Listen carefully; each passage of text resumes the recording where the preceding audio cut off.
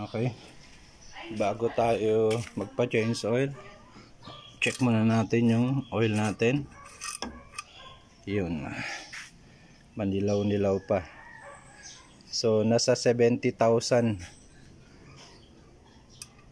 kilometer na po yung tinakbo nitong sasakyan. So may 10,000 na mahigit yung tinakbo ng oil natin. So tignan natin yung kilometer nya. Yan.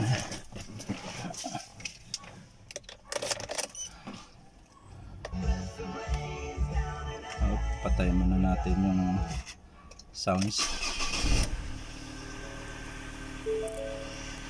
Yan. So makikita nyo 70,074.4 kilometer. So yan po yung tinakbo nya. Okay, yan po yung ino-observe natin. Yun, konting apak lang.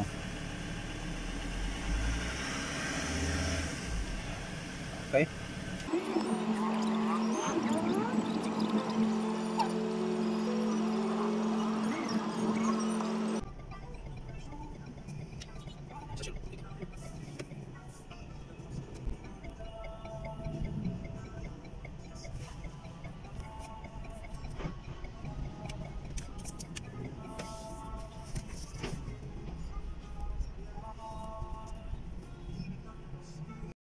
Okay, nandito na tayo sa Marina, Shell Marina. So ayan po yung 70,124.8 kilometer.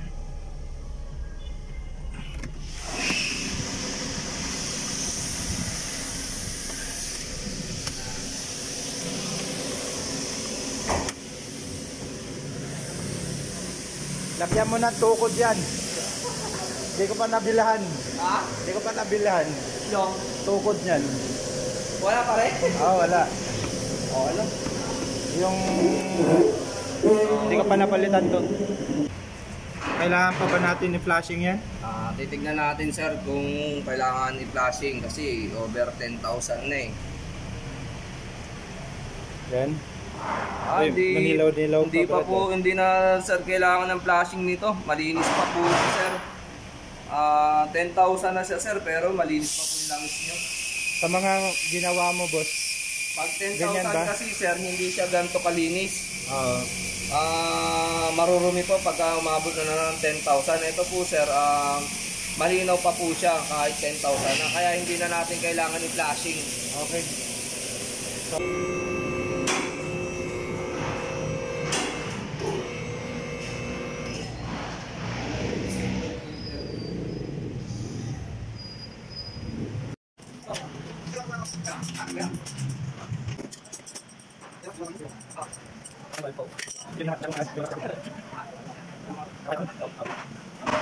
mainit pa.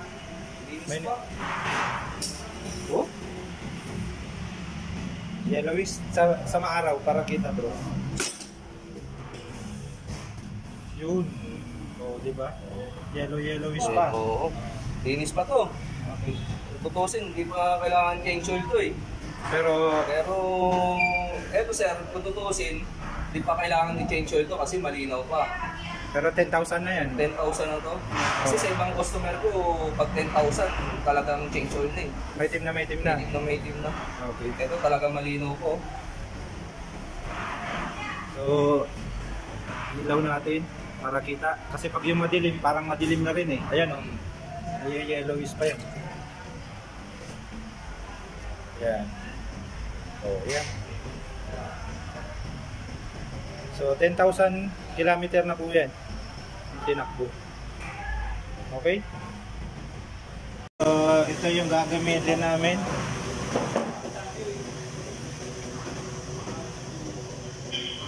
So, 8.5 lang yung ilalagay namin.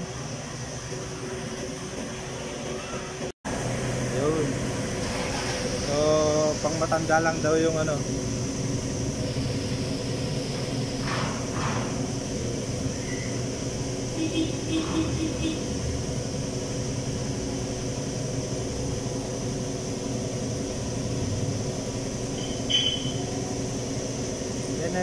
kulay ng hindi pa nagagamit na oil.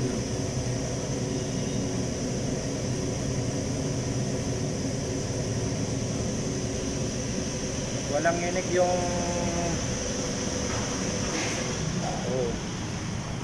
bata ka pa nga.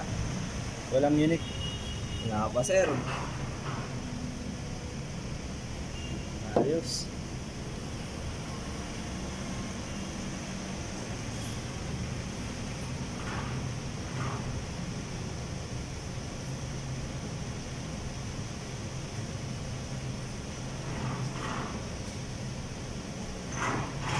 Fully synthetic every 10,000 kilometer. Okay. Shell Helix. Shell Helix HX8 fully.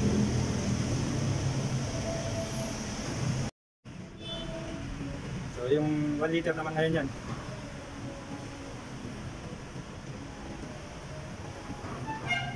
Hindi na kailangan ng gumamit ng imbudo.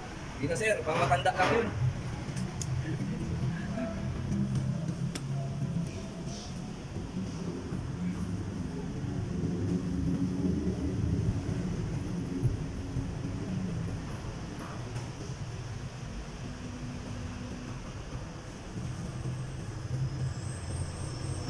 Yun o. Walang tulo. Ayun eh, lahat mo ata. Hindi pa. Wala pala. Dalawa, isa pa. Akala ko lahat mo ata. Kalahati lang yung isa. Kalahati lang. Yan. Bali yan, kalahati na lang. 3.2 po itong makina natin.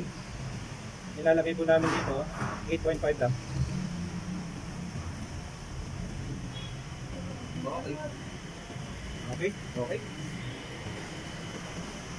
So 9 liters po yan pero 8.5 lang yung lagay namin. Okay. So ito na yung bago. Yo.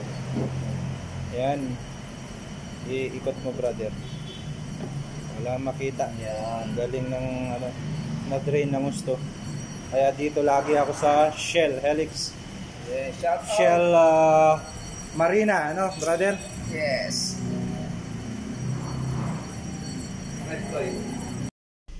Okay, ito na. So, sa susunod 80,200 na. Doon na ako magpa-change oil. Okay, ito lang po binayaran ko. 5,821 kasi may less akong, dahil ako ang meron na akong oil filter. Ayan. So, ayan po. So, ang kagandahan dito sa Shell, kaya may re-recommenda kayo dito na magpa-change oil.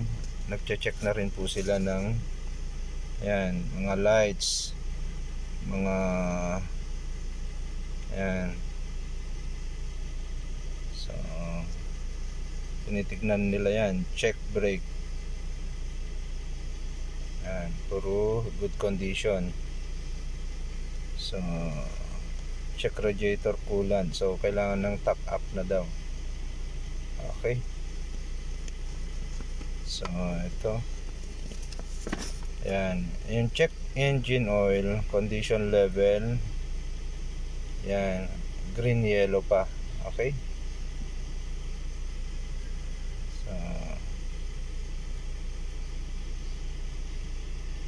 So, ayan ang kagandahan ng meron na silang ayan.